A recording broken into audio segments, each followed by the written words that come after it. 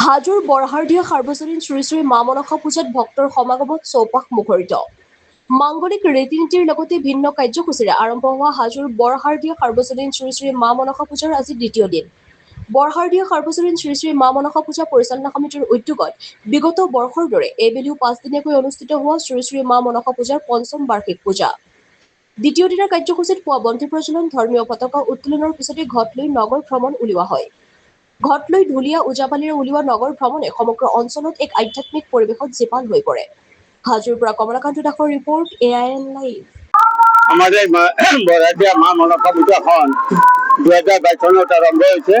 2022 পৰা আৰম্ভ হৈ আজি 26 চনত আমি তাৰমানে সদি দিছোঁ আৰু আমাৰ এই মনসা পূজাখন তাৰমানে বৰ সুন্দৰকৈ চলি আছে। ইয়াতে তাৰমানে আমাৰ হাই হুৰুমীয়া কনাই আৰু ভক্তৰ প্ৰাণ ৰাইজ আমাৰ তাৰমানে যথেষ্ট ইয়াতে তাৰমানে আহে আৰু সেই ভক্তৰ প্ৰাণ ৰাইজৰ পৰা আমি তাৰমানে বহুত সঁহাৰি পাইছোঁ।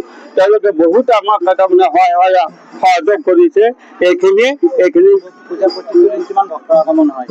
ভক্ত আমাৰ প্ৰায় তাৰমানে 1,500 তাৰমানে ভক্ত আগমন হয়। আজি আমাৰ তাৰমানে দ্বিতীয় পূজা, গতিকে দ্বিতীয় পূজাত হয়তো অলপ কম হ'ব পাৰে।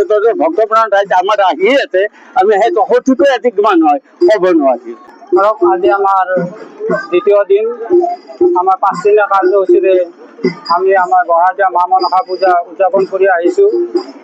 বিভিন্ন কাৰ্যসূচীৰে আমাৰ ৰাতিপুৱাৰ পৰা চলি গ'ল। বন্তি প্ৰজ্বলন, ঘট লৈ নগৰ ভ্ৰমণ, পতাকা উত্তোলন, এতিয়া বৰ্তমান আইসকলৰ নাম প্ৰসংগ চলি আছে।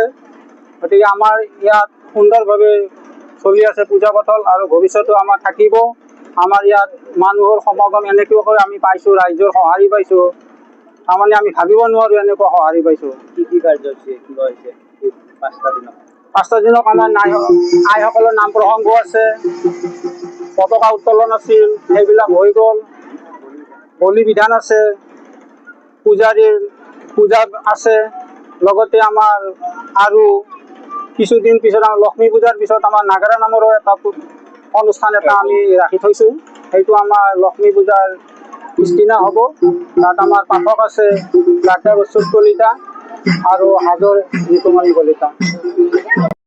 যিকোনো খবৰ আৰু বিজ্ঞাপনৰ বাবে যোগাযোগ কৰক 7896121996।